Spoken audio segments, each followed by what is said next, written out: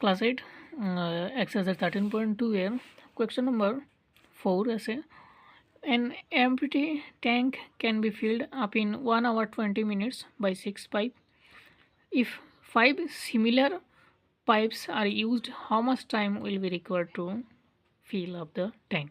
বাংলাতে আছে একটি খালি চৌবাচ্চা 1 ঘন্টা 20 মিনিটে পূর্ণ করতে 6টা নলের দরকার হয়, 6টা নলের প্রয়োজন হয়। তো যদি একই ধরনের 5টি নল ব্যবহার করা হয় তাহলে চৌবাচ্চাটি পূর্ণ করতে কত সময় প্রয়োজন হবে। তাহলে এখানে নলের সংখ্যা দেওয়া আছে, অর্থাৎ পাইপের সংখ্যা 2বার দেওয়া আছে। এটা ধরতে হবে আমাদের x1 x2 এই দুটি ধরতে হবে। কিন্তু সময় বলা হয়েছে এখানে কত সময় প্রয়োজন হবে, তাহলে একটা সময় দেওয়া আছে 1 ঘন্টা 20 মিনিট, যেটা 80 মিনিট ধরতে হবে। 1 ঘন্টা কনভার্ট করলে 60 আর 20 মিনিট 80 মিনিট, আর y2 = হোয়াট ধরতে হবে। তাহলে বক্সটা দেখে নিই।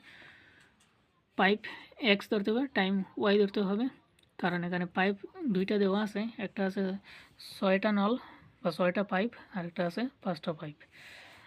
তাহলে x1 = 6, x2 = 5, কিন্তু টাইমে দেওয়া আছে 1 ঘন্টা 20 মিনিট আছে, যেটা 80 মিনিট কনভার্ট করা হয়েছে, আর আরেকটা আছে যেটা সময় বের করতে হবে। তাহলে y2 = what x1 y1 = x2 y2 আছে 6 × 80 আছে x1 y1 6 × 80 ইকুয়াল x2 আছে 5 × y2।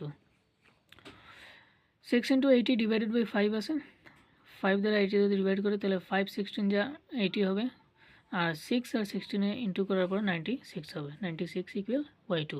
তাহলে y2 = 96।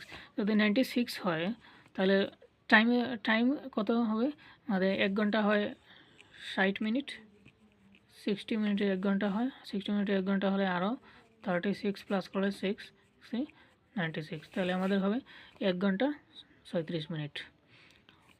কোয়েশ্চন নাম্বার 4 শেষ।